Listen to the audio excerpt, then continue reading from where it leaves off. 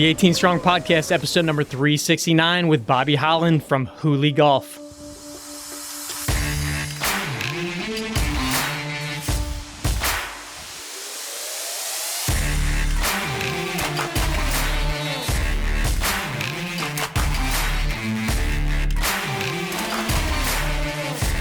What's up, guys? Welcome back to the 18 Strong Podcast, where we're here to help you build a stronger game because we believe every golfer deserves to play better longer.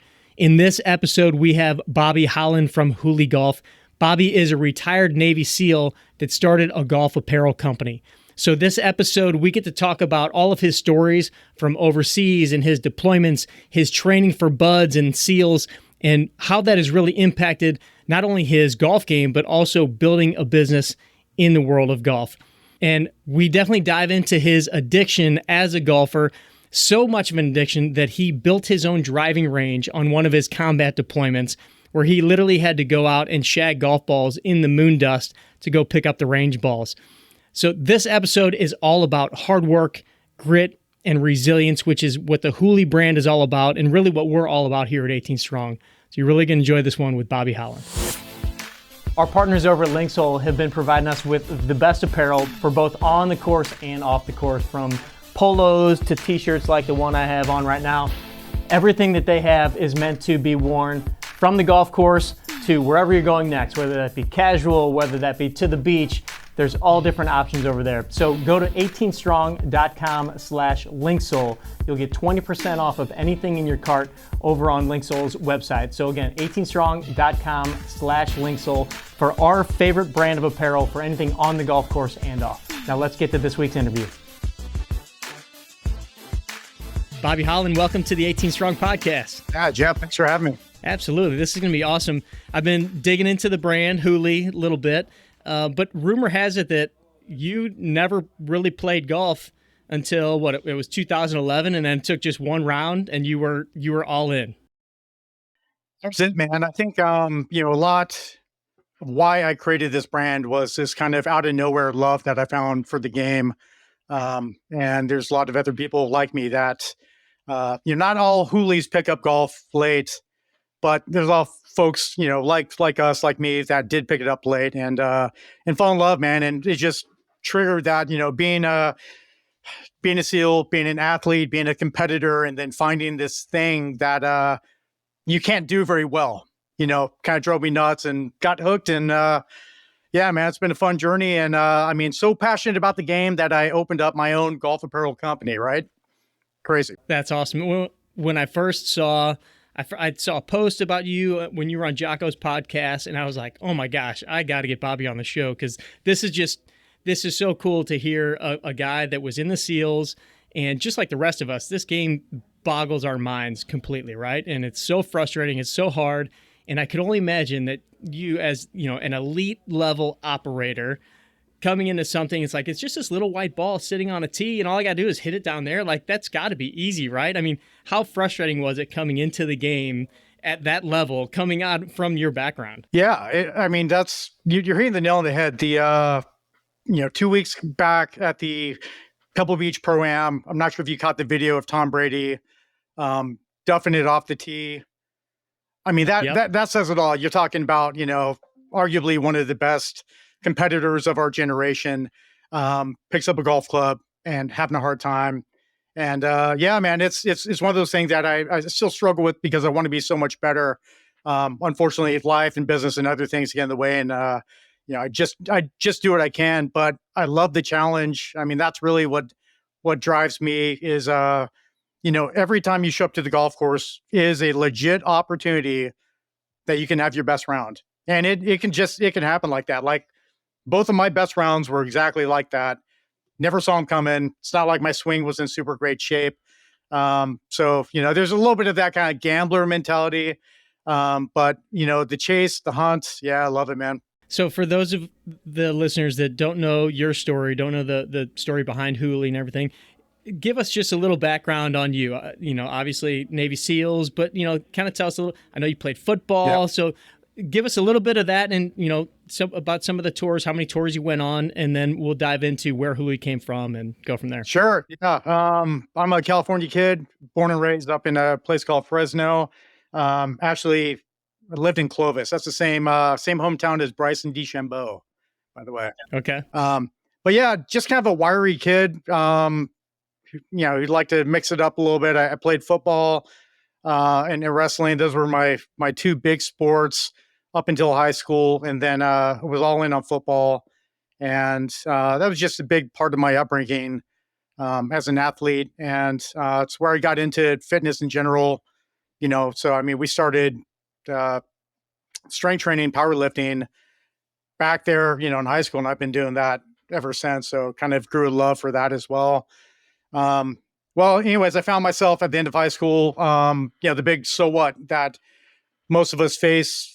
What am I doing now? And I didn't quite have it figured out. I went peter around in community college for a couple of years. And it was in that time that the idea of becoming a SEAL came to be. And I basically devoted the next 18 months to 2 years to train to be a SEAL. And that was like the first time I had, set a goal really. And it was quite a lofty goal. Had to teach myself how to run, swim, all those things. Ended up joining the Navy in January 2000 and went straight in, went to boot camp, went to A school, which is like your specialty rating.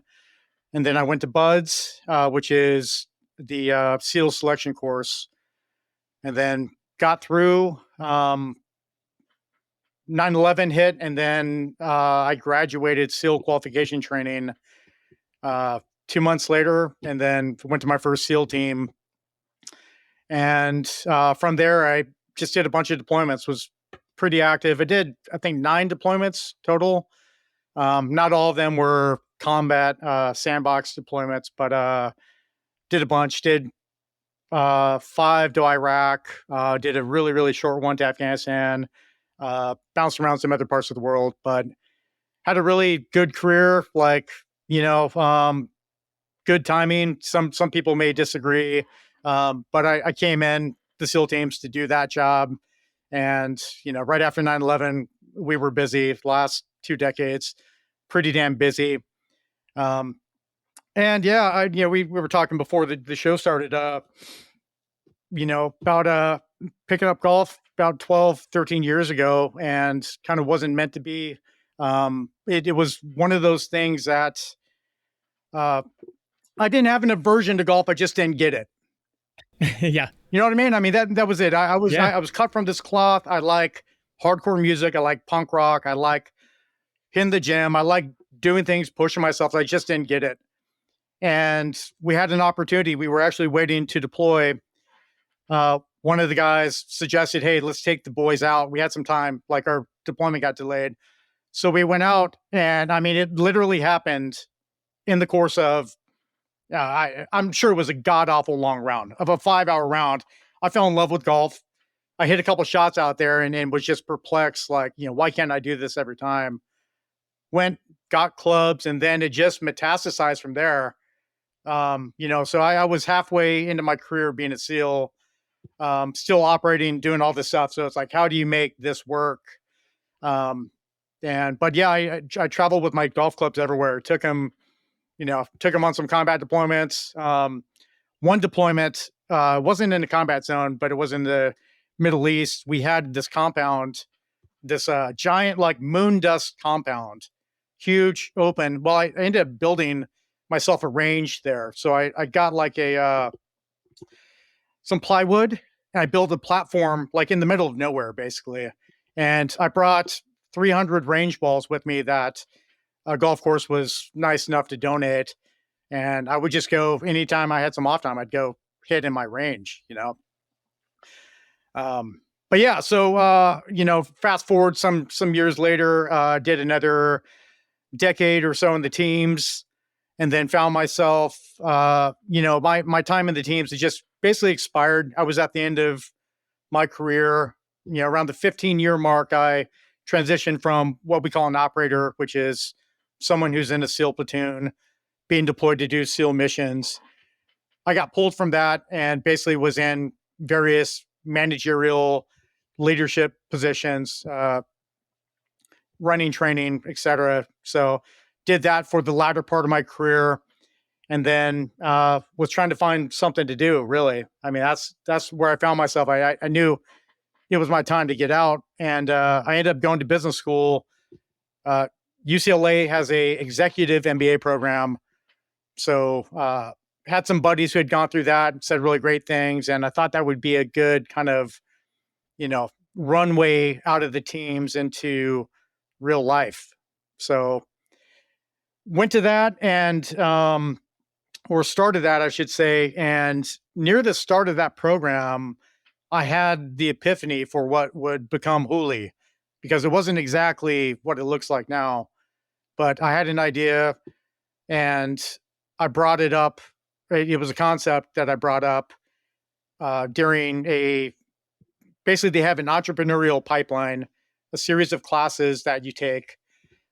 Either you have to join a team or you have to build a team. So I said, the hell with it, man. Let's give it a go, see what I can do. So I had to recruit my team, had to pitch the idea to them. And then basically we took it through a series of classes and kind of graduated from one class to the next, ended up being our capstone.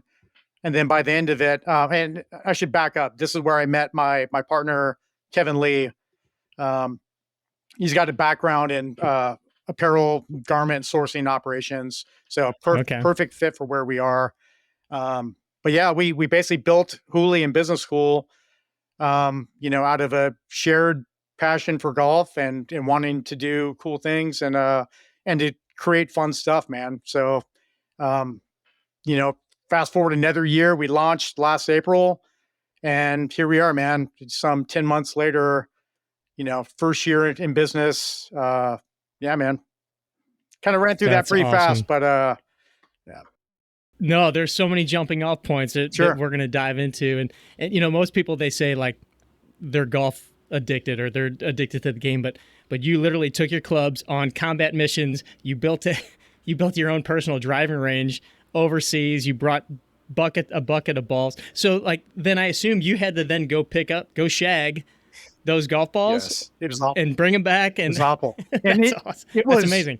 Moon dust, dude. So like, I would be wearing these combat boots because that stuff was like all over. Yeah, it was.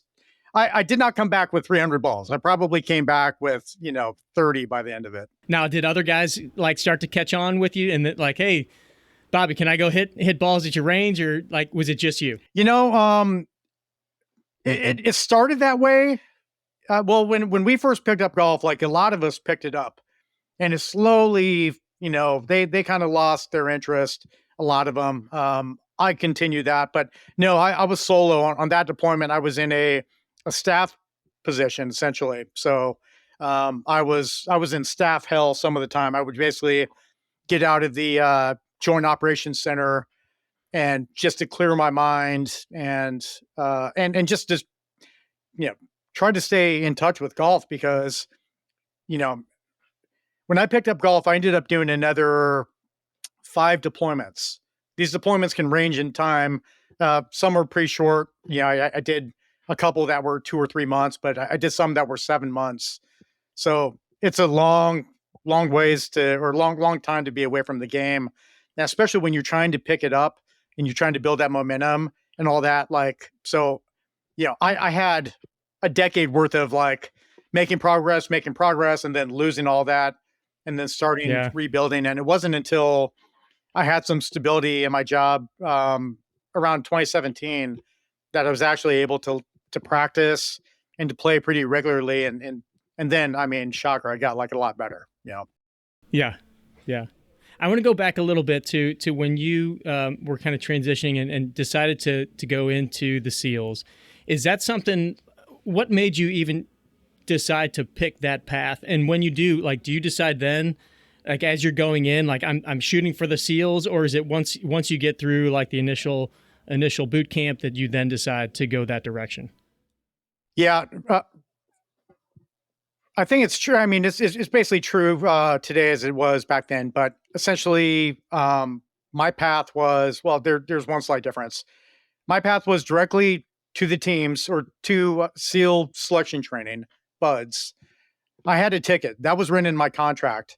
I did have to go to a school to basically, back then they used to give you a regular, and I don't mean this like in a bad way, a regular Navy job. Like there's Hmm. plenty of Navy jobs out there. Back in the day, you had to have a Navy job in case that you don't make it through SEAL training, you'd have something to fall back on. That has since changed. So now people can go basically to boot camp and then go straight to selection training.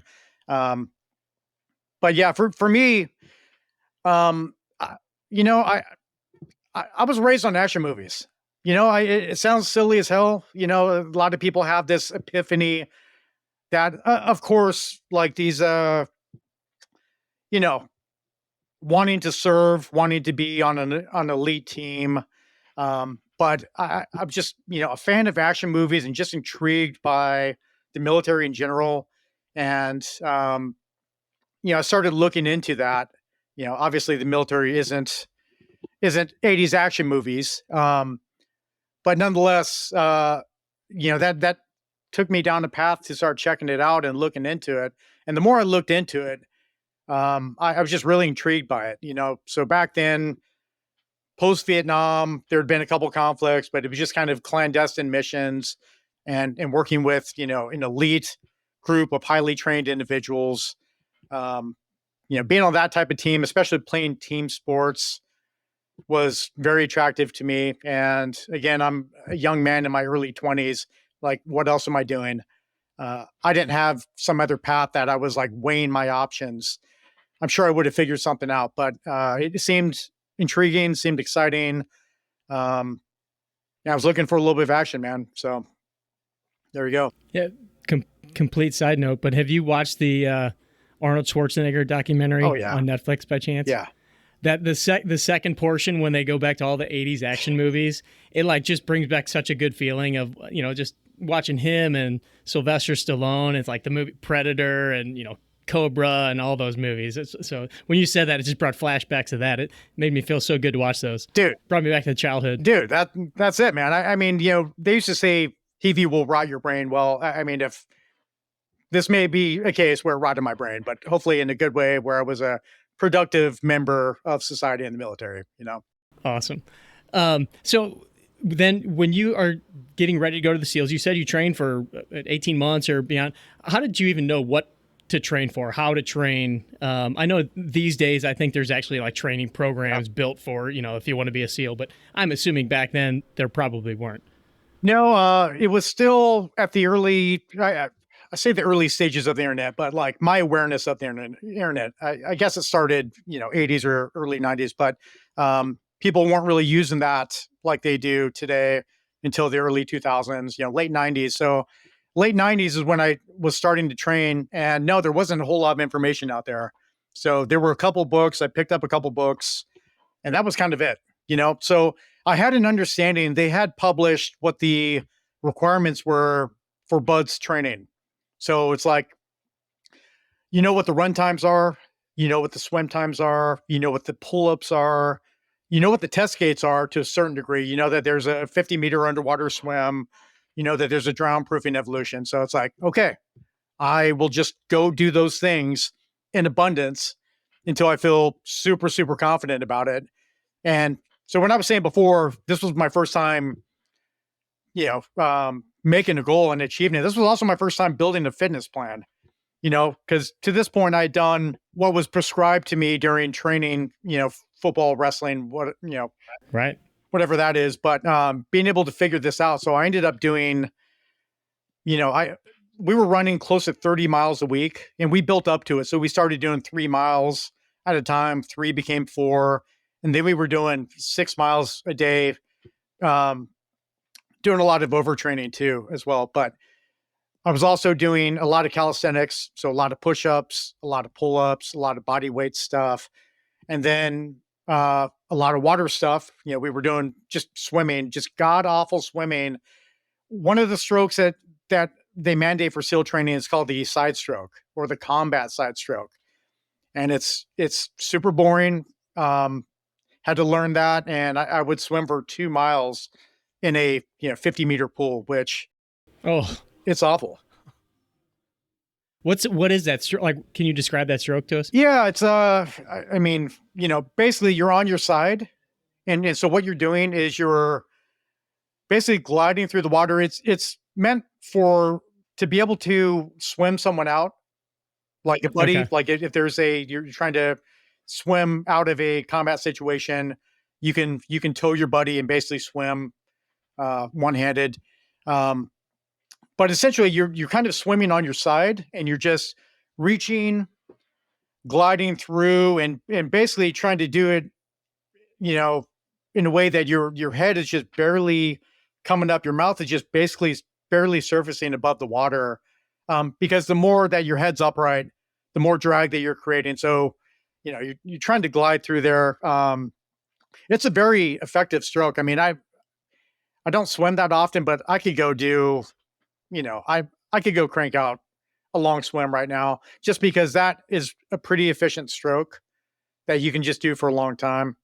Um, but yeah, I had to teach myself that. And then, had to get into all the other stuff, the breath holding stuff, the underwater swims, the knot tying, all those things. And really there wasn't a whole, I mean, if there was YouTube, this would have been so much easier, because it's like now on YouTube, there's all this stuff about breath holding techniques, you know, Right. um, how to get that heart rate down. You could just watch free divers, watch what they do. Um, yeah, these guys got it made. They got all the information, but yeah, it was one of those things that I didn't do it perfect, but I did a lot of what I did, and I was in damn good shape, and I was very, very much prepared for buzz training. So mission accomplished there. Yeah, So let me ask you this. Obviously, with YouTube, we can watch and learn anything on YouTube now, right? And there's so much more information. Guys and girls can go and learn a lot more about what the techniques are.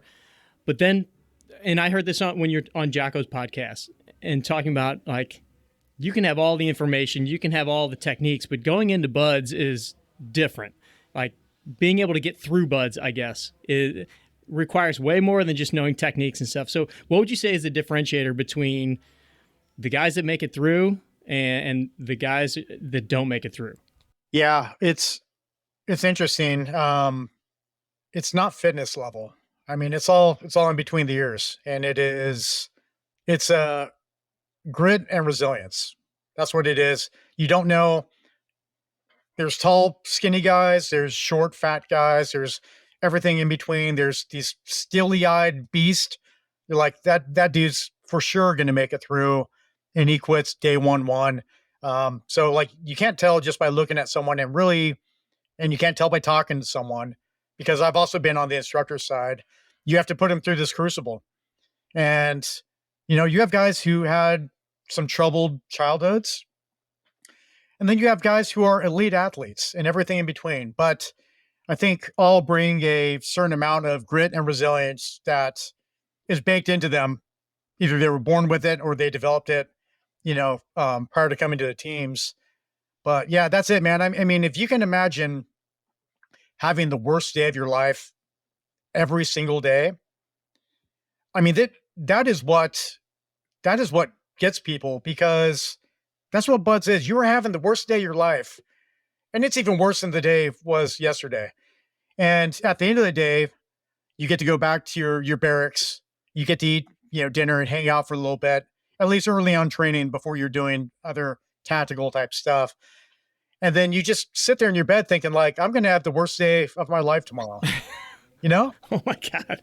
Yeah. And that lasts for 6, 7 months of that. So, I mean, it's kind of that mental torture of, and please, don't focus on the word torture there. Buzz training is not torture, but there is that mental component, which is torturous, I should say, of like, man, how am I going to get through this program? And the old adage, how do you eat an elephant?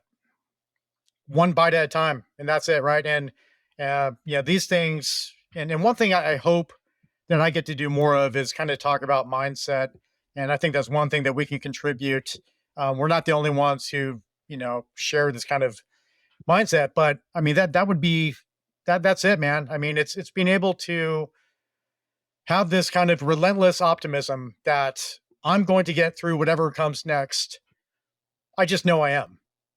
You know, I know it's going to suck. I know it's going to hurt.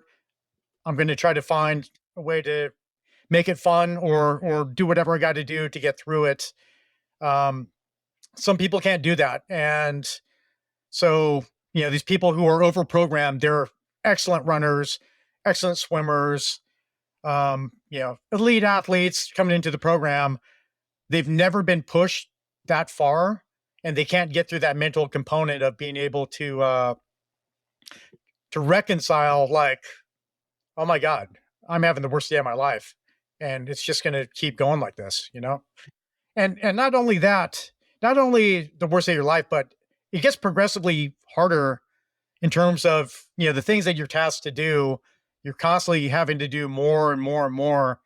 And yeah, so, you know, aside from the mindset part of it, going through SEAL training and a career into SEAL teams also taught me how to take on goals and other things in a similar manner of, you know, yeah, you don't learn to, you can't run a marathon overnight.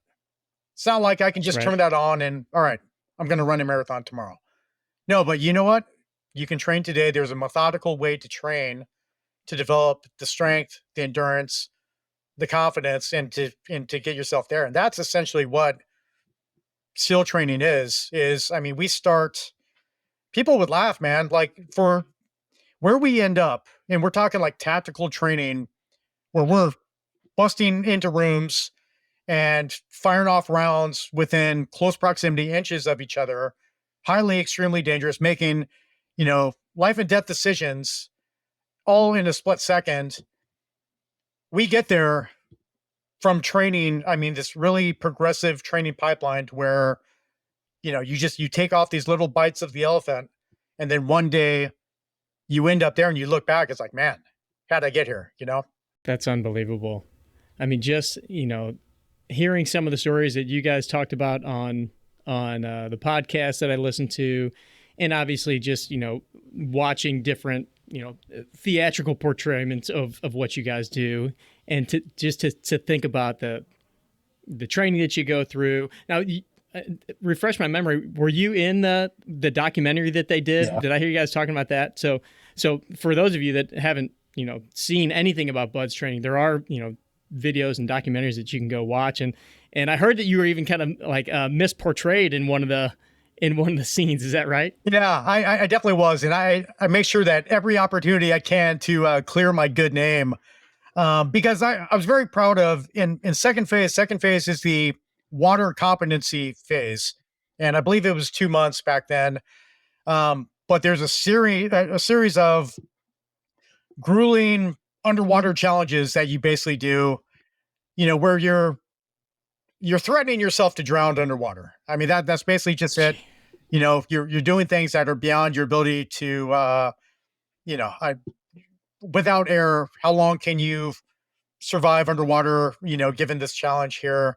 So I was very proud that all those, I think there were 7 different tests that we did. I passed all those the first time. So I was a first time, every time guy. But yeah, you know, it is what it is. They got someone else failing in evolution, but it's all in jest, man. I really don't care. I think it's funny, but I do give that guy shit every time I see him. That's awesome. Yeah. Let's take a second to thank our sponsors over at First Form.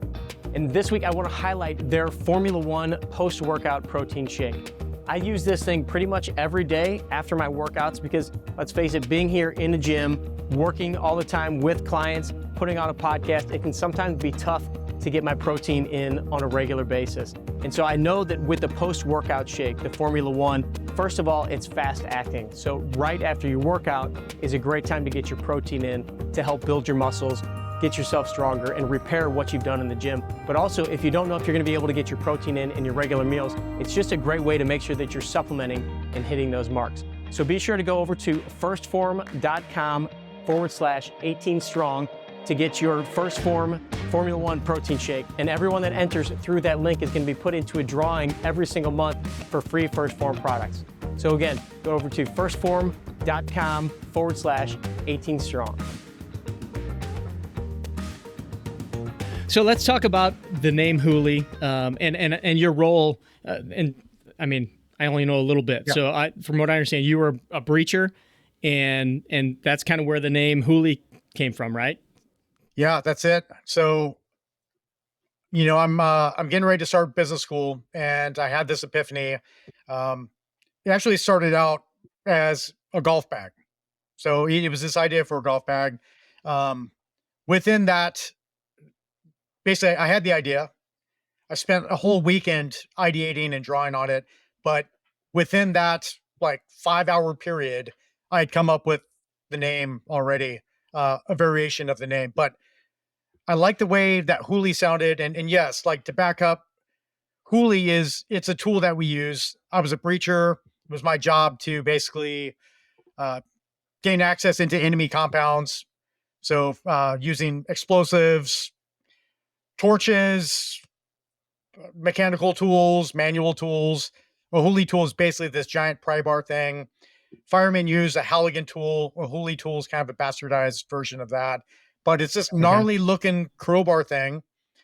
And backing up before we even get to the symbolism of that, it was just the name. I was like, man, it just sounds kind of cool. I wanted something that connected my prior background, and then something that connected to golf. And I didn't imagine that there would be any connection there, but I liked how it sounded.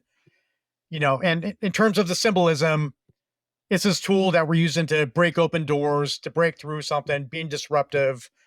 I like that. And then I ended up researching the word, and lo and behold, Hooli is an obscure Scottish golf term that means blowing a strong wind.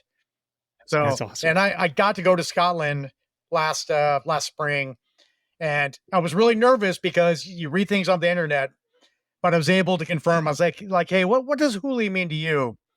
And sure enough, man, that's a phrase that they use in the old country. And that's the symbolism is just it married. I thought it was perfect. And that's how Hooli was born. So earlier you mentioned, we were talking about getting through buds, and you mentioned that getting through buds, it's grit, resilience. And that's something that I wrote down from your website specifically, is like the Hooli golfer. It's somebody that believes that hard work, grit, and resilience will conquer all. Yep. So give us a little bit more about, who is the Hooli golfer? What is that ethos? What's that mantra, and who is it? Yeah. So we are a golf brand for hardcore golfers. Okay. Maybe folks that don't fit into the cookie cutter mold of what, a traditional golfer is, although golf has changed a lot last couple of years. So you have a lot other different types of personalities out there. But, really, Hooli is for men of action, growth-minded folks who are competitive about life, who like to get after it off the course as much as they do on the course, So basically, guys, I don't want to say like myself in that, like, okay, how many Navy SEAL golfers are there? But there's a lot of guys like me out there, whether they're gym rats, athletes, former athletes, hunters, fighters, surfers, these guys who are passionate about, conquering life, and they're equally passionate about conquering golf. So it's people who are essentially in the hunt, trying to find the best versions of themselves, trying to find that on the golf course, and trying to find that off the golf course. And one of the things that I love about golf, which it's sneaky, like backing up to our earlier conversation, I didn't get golf 20, 30 years ago.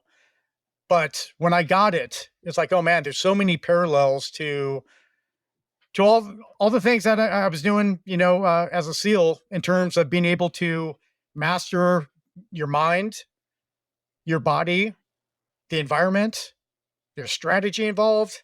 And let's not even talk about the golf swing, the intricacies there of the golf swing, kinematic sequence and all these fun things. But yeah, man, that's really the spirit of the brand. And I also want to caution, anytime I'm talking about Hooli now, is we have Hooli customers who are, every walk of life. So I think it's more of a shared mindset than it is a particular background. People who have a certain spirit and, just like to get after it, I guess. Yeah, that's what really drew me to you guys is first just the idea and the mindset of, this is about more than just lowering your handicap or, like how far you can hit a ball. Although watching some of your videos looks like you can hit a ball quite far. Every now and then. Yeah. But, it's about the mentality of going out, having a great time with your buddies, playing to your best. You want to be the best at whatever you do, physically, mentally. I'm curious just from the mental side of things, because golf is such a mental game and we kind of can make ourselves crazy about it. But obviously you guys are known for your performance under pressure. Yeah. Are there any techniques that you could relay to us that you go through when you're out on the course and maybe something's a little frustrating? You hit a bad shot and you're trying to get yourself focused and back in the game. Yeah, I think box breathing is huge. So being able to, reduce your sympathetic response. And that literally just means getting your heart rate down. One thing, I love all these fitness tracker tools. And so, I have a fitness watch and that's a great indicator. I could look down and I know what my resting heart rate is. I know what my active heart rate is. And, being able to breathe, being able to get that heart rate down and control that kind of at will is extremely helpful. Because look, man, this may surprise people, but I get nervous on the golf course. Like when I'm on the first tee, you bet your ass I'm nervous. I got the little barflies. I don't want to, I'm just as likely to shank a ball as anyone, as the next guy out there. It happens. So being able to do that, that's key. I mean, breathing is really, really important there. The other thing from a mindset perspective is just trying to approach it like I don't care what happens. I don't care about the outcome. And that was something that I used, in, being a SEAL all the time, right? So we do things to where obviously the more you do, like jumping out of an airplane, the more you do that, the more you get comfortable with that. But, especially when you're new to that, the thought of jumping out of an airplane can be quite unnerving, right? Yeah. But finding these little kind of mental tools that you can dig into for, a variety of things, whether you're on the golf course or off the golf course, are useful. And that's kind of one of the things that, just trying to take the, the result. Try to take, don't worry about the result because you can't control the result. Control your controllables. And whatever's going to happen is going to happen out there, right? And, I think having a positive mindset and not focusing about the negative outcomes would help out a lot of people, absent any major swing issues that folks have, such as myself. What about the physical side? Obviously, you're still very fit, and that's a big part of your life, I'm assuming. I would also imagine you've got some issues being banged up and injuries that you've, gotten over the years, whether that be in football or combat or whatever it is. How big of a role does that still play in your everyday life and for your golf? It's huge. Yeah. And I'm starting to evolve how I train. And a lot of that is a product of I think I'd mentioned to you, I went through a program this last month to address some of those injuries and things that I've accumulated over 2 decades of not only being a SEAL, which is a pretty damn hard job, especially carrying heavy loads, jumping out planes, hard landings, running, gunning, falling down, whatever, but being an athlete for that long. Fitness has been, I fell in love with fitness, back when I started sports, and it just never stopped.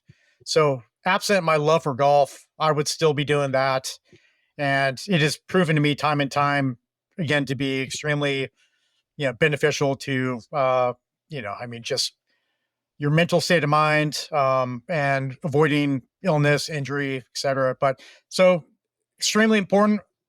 I am having to evolve how I do things. But But yeah, man, in terms of how I think it benefits golf, I, I'm really excited about the program I'm starting right now, to be honest with you, because the last couple years I've been training in a very linear way, fitness, like basically doing Hmm. straight up powerlifting moves, squat, pressing, pulls, basic stuff, squat, bench, very linear. And I have been throwing in a little bit of golf things here or there, but nonetheless, I think having a natural ability to summon power, right, through powerlifting, I think it's helpful Hmm.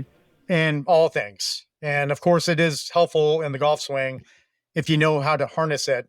Um, but you can look at some of the golfers out there who are skinny little beans who do it a much different way. So, I think it's Hmm. more important to have the right technique and to have the right mobility and flexibility. And that's an area where I'm just starting with this new program. So to back up, I've dealt with a whole host of injuries, and I won't spend much time talking about them because I could go on and on. But my shoulders are jacked.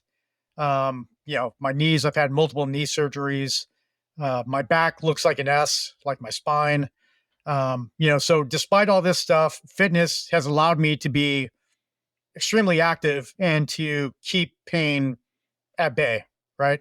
And I really attribute that because I've had periods, like man, circa 2022, I couldn't lift anything overhead. I could not lift a bar overhead. I could not bench press, which has been like my favorite exercise since youth. Um, but I was able to build up all last year. I really wanted to just fight through it. I was doing physical therapy, but I was determined to build strength. I ended up putting on some weight, so I'm a little bit heavier. When you say I'm a fit guy, thank you for the compliment. I'm relatively fit. I got some work to do. I got some goals. I'm on a good track now to get better. But mission accomplished last year.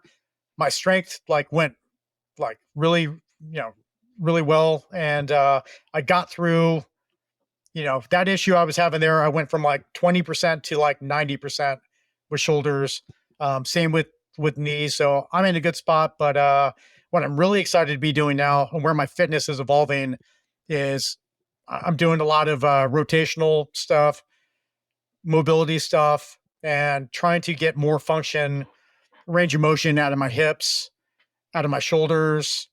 And so I'm really excited. My golf swing, I golfed this morning. It's kind of a mess because a lot of this work I did through this the Warrior Fitness program is a month long program that I just went through. It's ran by or sponsored by the Navy SEAL Foundation, run by a group called Virginia High Performance. It's an outstanding program for spec war veterans, but basically it's a holistic approach to um, diet, nutrition, mental health. It's like full optimization there. Went through that, was able to regain some mobility and function through that program. And Yeah. I'm going to keep working on that, man. I'm really excited. Now that I'm able to rotate more and do some other things, I got to figure out how my new swing is going to work. That's interesting. So you actually have seen so much improvement in some of your mobility that you're noticing, hey, that my golf swing's almost a little loosey goosey now. Yeah. It's a little bit. I have some things I'm trying to work out on my swing, but I've got some improvement with my hips and my kind of pelvic rotation there, and my right shoulder. We made a lot of ground. It was, again, like I've been moving very linear, but you put certain parts of my body in awkward positions, and I lack mobility. So I think some of the swing faults that I have right now are really because of some of these deficiencies that I have. I'm unable to rotate in such a way that I have to compensate with my arms or whatever. So TBD, man. We'll see how it goes. Hopefully it's not a train wreck for too long, but look forward to sorting that out. But man, I just feel better. It's you kind of don't know, especially as you age, sometimes the decline or the lack of mobility, it just kind of slowly tapers off. And it wasn't until, we've been doing a lot of back and core work, manual therapy, chiro type stuff, and then mobility exercises. And it wasn't until I did about 2 weeks of that I'm moving around. I'm like, damn, this feels good, you know? And it's not like I was walking around like the Hunchback of Notre Dame, I didn't feel that bad, but I didn't know what good felt like either. Yeah. Yeah, that's interesting.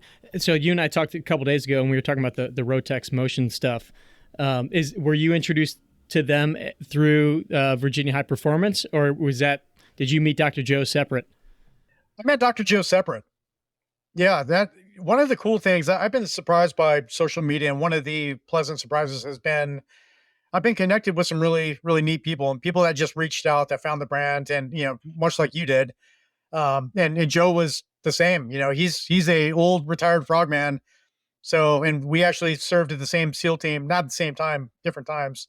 But great guy. He reached out and fully support what he's doing. He's doing some really neat stuff there. I just started the Rotex program. Really excited for that to augment the program that I'm already working on. But yeah, go check him out at rotexmotion.com. Great products there. Yeah. So, and we love Dr. Joe and the Rotex. I've got one sitting right outside the door here. Was just using it with a client this morning. So, just give us a little idea. How are you using it? What are you guys working on, or what did he kind of go through with you a little bit? I'm just using their app. So you go through their app, and they have. So what I'm working on, there's a shoulder mobility set of exercises there. And then also I don't remember what the other one is called, but basically the rotational stuff, the kind of hips, pelvic type stuff. So that is the kind of floor based stuff, or the floor models. And there's just some great exercises, man. Like I love the handheld one. There's some really cool stretches, being able to internal rotation, I guess it is. Well, yeah, getting into external rotation, where you kind of going in up on the wall like that. Yeah, there's some really good ones there. So the program that I got out of the Warrior Fitness program has some other stuff in there, non-Rotex type stuff, but I think it's a really good complement. And again, man, I just started this program, but I'm like really excited. I have a garage gym, which I've carefully, built over the last 12, 13 years, I guess. So I have everything that I need here, but I've been working out with a new renewed sense of purpose and energy of, doing something fun and new. And it just feels good, man. I can feel that I'm activating things that have been neglected for too long. And it's like I'm really strong at squats and bench and pressing. But these other things, I think for longevity and just for all around fitness and mobility are pretty damn important. And there's huge crossover. So aside from obviously the benefits I get from my daily life, I'm now doing things that I know are going to have an impact. The rotational stuff, the core stuff. Pretty psyched on it. Yeah. And to be able to do it that's the coolest thing about golf, to do it for decades, right? Like this is a long game play. Well, dude, so there's no doubt in my mind, like my best golf is ahead of me. And there's plenty of, guys that I've seen staying plenty fit into their 50s. So, look at Phil Mickelson, he's been able to keep up speed. So, if you can keep up strength, speed, you can play, I'm not going to play at an elite level, but I can play with enough swing speed to play the type of golf that I enjoy playing. And fitness is the path to get there. Awesome. So what's on the horizon for Hulie as you're moving, we're getting into 2024 and moving forward? I mean, it sounds like things are cranking and you're busy as can be. And so what's going on over there? Yeah. We are cranking, man, but we are still a first year business. We're still relatively new. We're not a known entity nationally yet. So the goal is to just get the message out and get more people to fall in love with us. And, our goal, aside from selling stuff, is to create this community of like-minded, golf-obsessed, growth-minded folks out there that like to get after it. So, looking to get the message out there more, doing shows like yourself, continue to push the brand out there, get more traction where we can, and to continue to grow and to, expand our product lines. That's it, man. Just kind of doing what we're doing, more of it. And again, like, just very optimistic because, we've reached a lot of people, a lot more than I thought we would in the first year, but we're just getting started here. So, like, so much room to go. And we have a new spring line that comes out here in a couple weeks. Excited to launch that. We got some really, really neat designs. I'm wearing one of them right now. So really cool there. And it's, that's one thing that I'm very passionate about, is creating stuff. So, we have a great designer, Kevin. I'll give a quick shout out to Kevin there, who helps us out. But we also, I have a creative interest in what we do and what we make, and so being able to think of these new things and watch people fall in love with, like, it's just a really neat thing to do. Kind of scratches my creative itch as well. So we got some fun stuff to launch here, and I think people are going to love it. And we'll just see where it goes, man. Yeah. What would you say is something that you've taken from your time as a SEAL and just all of your training that has really helped you from the business aspect of things? I think what we were talking about earlier, that grit and resilience is key. There's a lot of parallels to my career as a special operator to what I'm doing now. If you look at, I'm in a ambiguous environment, maybe the odds are stacked against me. Overtasked, under-resourced. That's what every startup, experiencing the same thing, right? How do we figure out this problem? How do we get better from our mistakes? How do we develop capacity to do more? They're all parallels. It's the same thing. It's a different environment. It's a different application.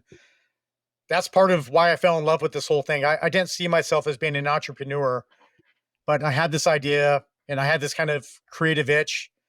I started scratching that. And then I started recognizing, like, oh man, this isn't really that much different, So for the veterans listening out there, I think you'll get a lot of entrepreneurship. It's not easy. It's very challenging. It's very rewarding. And then backing up, talking about the grit, resilience aspect of it, is not every day is easy. It's there's ups and downs. If you're a new business, you are going to make mistakes. Things are going to happen. You're going to have to overcome. If you can't get through that, you just won't survive. So it's all about overcoming those mistakes, getting better, improving, and then, just kind of head down, chin up, get after it. You mentioned, speaking to the veterans, I know you guys do a lot of work, or you personally do a lot of work with veterans, with golf, and there's a crossover there and I've seen this with several different organizations that are utilizing golf to help veterans, whether they be wounded vets or just, reacclimating into society. What have you seen? What kind of positive benefits have you seen from golf that has really helped that population? Yeah. And this is an area where I would continue to love to do more. I'm very passionate about golf. I'm very passionate about the veteran community. I think, one of the things that I hope to do out of all this is to get more veterans into golf. Whether they're, veterans who moved on from service, who are looking for something to engage with, or they're, the wounded veteran population. There's so much to get from the game. I think one thing that veterans struggle with in general is finding purpose after service, right? And purpose comes in many different forms.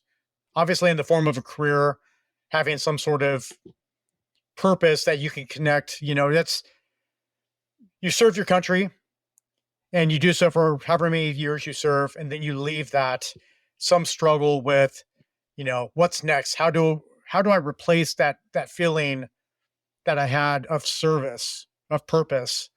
And though I don't have that answer in terms of career-wise, everyone's different there. I think golf serves this little niche here I'm not saying golf is a purpose, but it's like a micro purpose. You know what I mean? Like it's a reason. It's something that gets you excited to get out of bed. It's something that gets you excited to go outdoors, to go hang out with your buddies, to have this very difficult goal that you want to work towards, that you can improve, and that it's going to be there for the rest of your life. I didn't golf with these two gentlemen this morning, but I often get paired with these older gentlemen that are in their 80s and 90s.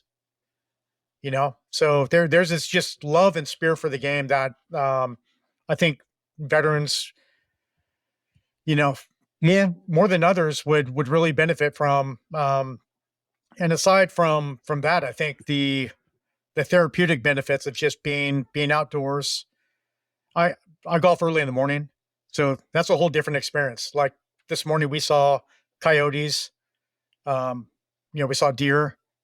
It's beautiful. You saw the sunrise. Like it's calming.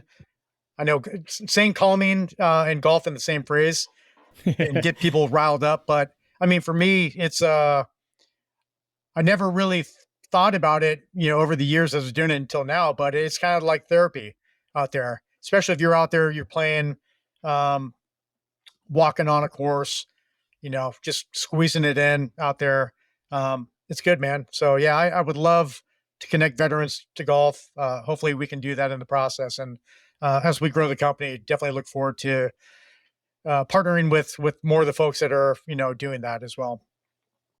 Awesome. I just think that that's such a neat objective, and you see so many different organizations that are doing it, and I've seen a couple of things that you guys have done and alluded to, and it's just such an incredible game. There's so many benefits, like you said. It's out in nature. You're kind of fulfilling your competitive spirit. All these different pieces, and you're constantly challenging yourself, trying to get better. So that's really cool. All right, my man, we're going to close up with just a few of our traditional questions that we have here on the 18 Strong podcast. Very curious to hear your answers. First and foremost, Caddyshack or Happy Gilmore? Both classics, but Happy Gilmore. Yeah. Oh, all right. All right. I was kind of expecting you to go the other way. Interesting. All right. What's like is there a split with, what percentage of people vote which way? I'm going to say it's been, I don't have an official tally. I would say it's been mostly more Caddyshack than Happy Gilmore. I find that a lot of our guests who come from overseas across the pond are more Happy Gilmore than a lot of the Americans. And I typically find that if anybody's around my age and beyond, they're usually Caddyshack. So I'm 45. So Caddyshack, but Happy Gilmore. I love both of them. All right. This one, I'm very curious to hear your answer. What would your walk-up song be to the first tee box? Domination, Pantera. Not even a question. Oh, man. Going hard. I like it. Is there a book that you like to recommend to people, or a book that has really meant something to you that you've read or read multiple times and have even given as a gift? Absolutely. It's called Endurance. And I think it's, I'm not sure if there's like a additional part, Shackleton's Incredible Voyage, but the book is Endurance. It is my favorite book, and I can't believe they haven't made a proper movie out of it. I think it's one of the best survival tales ever told. So those themes we were talking about grit, resilience, it follows the 1915 Shackleton expedition to Antarctica. And I won't spoil it for your viewers, but some stuff goes down. It's a tale of survival. It's amazing. I love it. I mean, there's some stuff about leadership, teamwork, grit, resilience. So good. Go read it. Awesome. All right. If you could pick a celebrity foursome, and by celebrity, that's a loose term, could be anybody, past, present, could be dead, alive. Who are you picking for your foursome? All right, man. I'm a child of the 80s, right? So Arnie, Sly, Kurt Russell. It's the dream team right there. Yeah. I love it. I mean, straight action movies. Yep. Awesome. All right. I won't. I normally say excluding Augusta and St. Andrews, but you're welcome to pick one of those. But I'll ask you for a second one. But if we had the 18 strong jet fueled up, ready to go, and I said, Bobby, we're going anywhere you want. We're taking your celebrity foursome, and you get to play any course in the world. Where are you going? Well, you took my number one. It's Augusta National, man. That's it. Number two would be Pinehurst, number two. Awesome. I've been very fortunate this last spring. I got to play the old course, St. Andrews. Did you really? I did, yeah. And what'd you shoot? I didn't shoot very well. I think I shot I think it was an 89. But all right. I had a strong finish at 17 and 18 as darkness set in. Yeah, it's good. I love it. Setting the scene. Yep. I love it. Okay. What's the best piece of golf advice you've ever been given? This is a Bob Rotella quote. So, damn, I don't even remember what book it is. But it is, love the challenge of the day, whatever it may bring. I think that's very, very sound advice, that if you're going to be a golfer, you need to embrace that. Because if you're spinning out of control every bad shot, every bad round, I mean, why would you spend so much time being miserable, right? It doesn't help. Yep. Doesn't help at all. Okay. Is there a social media account that you like to follow that you think the 18 Strong crew should check out? Could be golf related, could be anything. Yeah. I'm going to give you some random stuff. All right. So on YouTube, go check out, I know you're going to like this, Jeff, Space Ice. And I expect you to text me back later because after 5 hours of binging that, you'll be like, dude, so good. Okay. The other is, there's a former Navy SEAL, was it John Allen? His handle's Mr. Ballin, and he does spooky, weird stories on YouTube. Really, really good. Mr. Ballin, Ballen, really good. And I'll give a shout out to my guy, the DoD King, Carter. He got bounced off of his CBA golf handle from Meta for some reason, but he is at delusionally confident. He got bounced off of that? Really? He did, yeah. Not sure why. But they booted his account. They shut him down. So go check out. No way. Delusionally confident. Yep. Unreal. So just for background, that's exactly how I found out about Bobby and Hooli Golf, is because when Bobby was on the Jocko podcast, you guys talked about I think Jocko brought up the DoD King, yep. and I followed him for a little bit, and I saw that online. So that's crazy that got booted. Okay, well, we'll definitely put that in the show notes and give him a link there for sure. Bobby, this has been awesome. I can't thank you enough for coming on the show. I'm really excited to see what's to come with Hulie in the next year, 2 years, and beyond. But I love everything that you're doing. Obviously, thank you so much for your service, first and foremost, you and everybody that you served with.